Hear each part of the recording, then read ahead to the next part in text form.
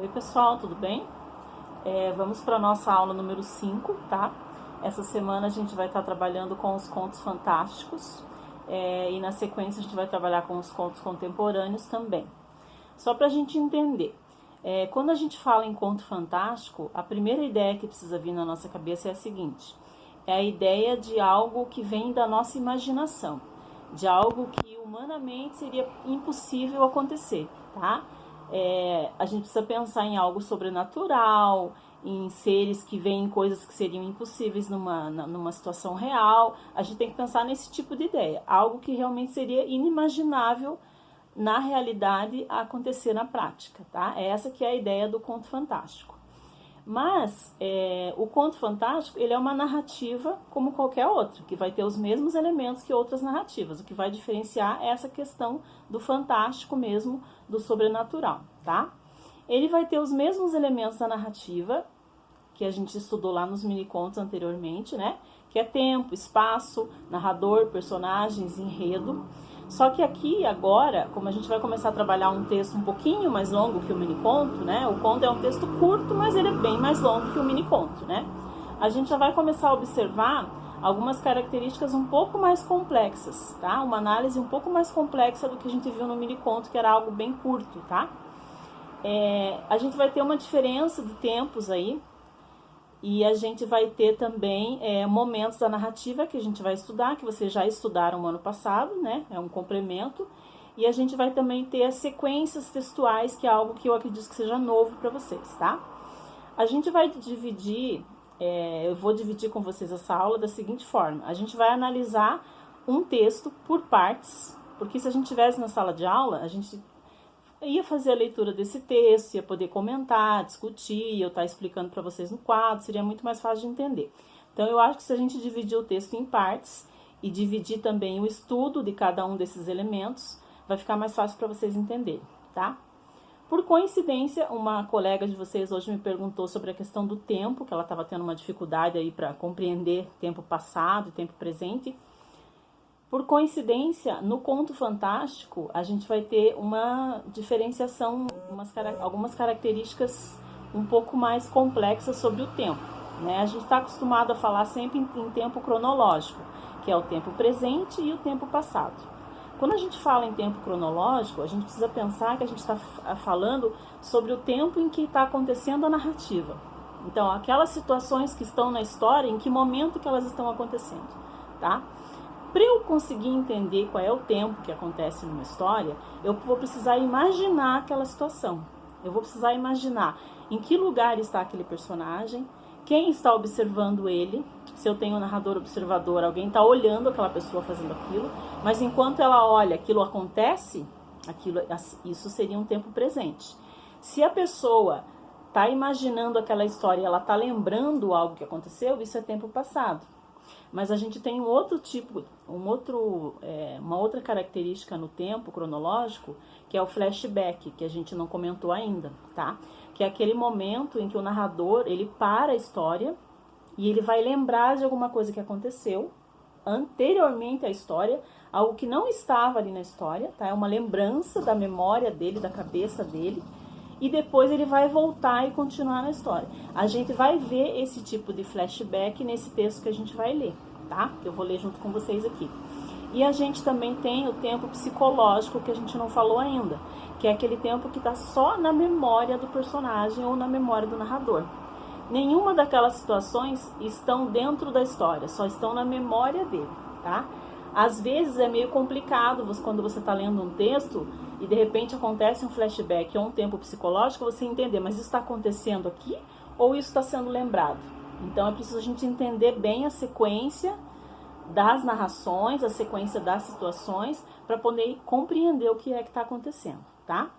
Então, nesse primeiro momento, a gente vai falar especificamente do tempo e de alguns elementos de época, porque esse texto é um texto do século XIX, tá? O título do texto é A Morta, então é um conto de terror, né? Conto fantástico normalmente tem histórias de terror. E o autor é o Guy de Maupassant, que é um autor francês, tá? Um outro autor que eu gostaria de recomendar para vocês também, que tem histórias para quem gosta de história de terror, é o Edgar Allan Poe, que também tem um estilo muito parecido com o Guy de Maupassant, que eu gosto bastante também, tá? Então, nesse primeiro momento, a gente vai se focar só no tempo, no elemento da narrativa tempo. A gente vai falar dele nesses primeiros parágrafos do texto, tá?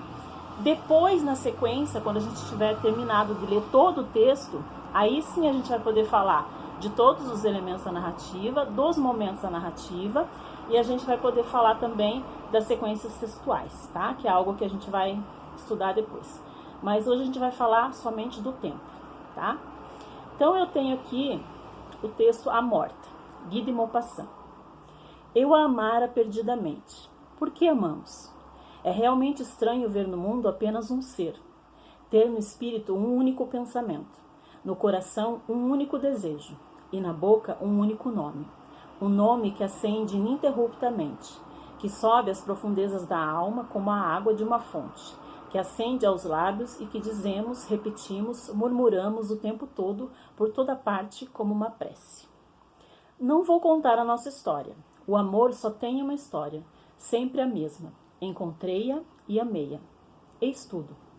E vivi durante 1 ano na sua ternura, nos seus braços, nas suas carícias, no seu olhar, nos seus vestígios, na sua voz, envolvido, preso, acorrentado a tudo que vinha dela, de maneira tão absoluta, de maneira que nem sabia mais se era dia ou noite, se estava morto ou vivo, na velha terra ou em outro lugar qualquer. E depois ela morreu.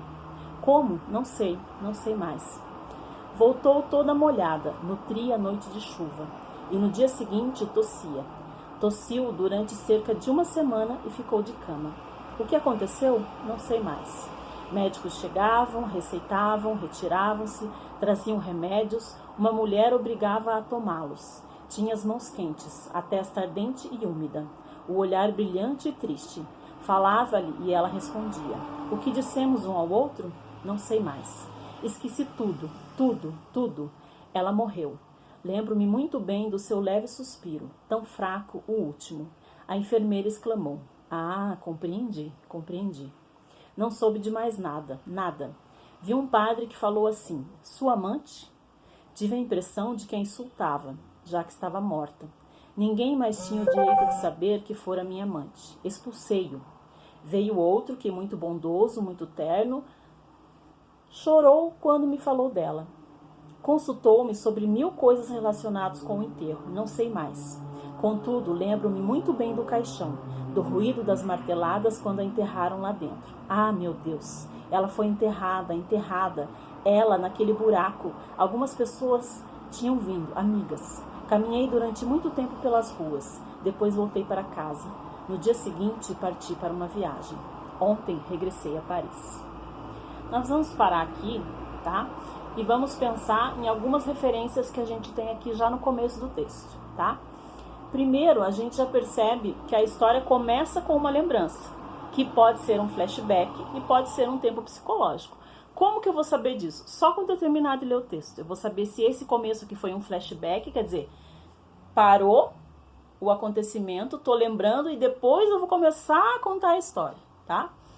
Não tem como eu saber disso só no começo do texto. Eu preciso fazer a leitura toda do texto ou de mais partes em que eu vou ter outras referências de tempo, para daí poder entender se isso é um flashback, se isso é um tempo psicológico, tá? Não dá para saber disso agora já no começo.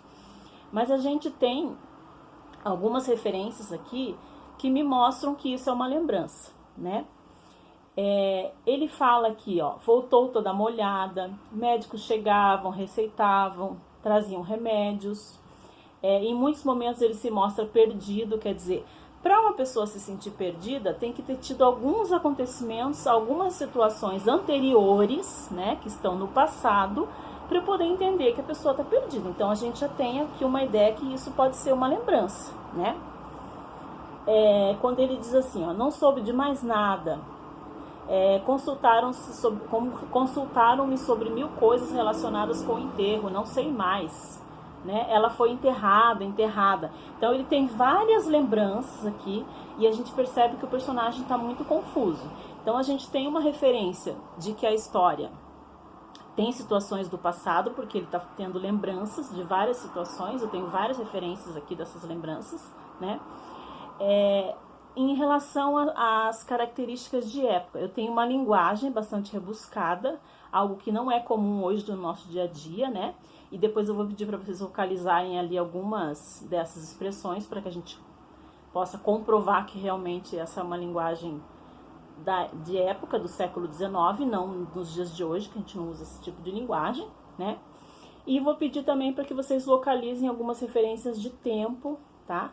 E o que elas estão significando aqui no texto. Porque nesse texto em específico, essas lembranças de tempo, algo que está na cabeça do personagem, vai ajudar a gente a entender a situação fantástica que vai acontecer lá na frente. Então, no conto fantástico, todos os detalhes são importantes para a gente poder estar entendendo o que está acontecendo, tá? A gente tem aqui as características de um personagem, né? Que está confuso, que está perdido, talvez poderia ser considerado até meio louco, né?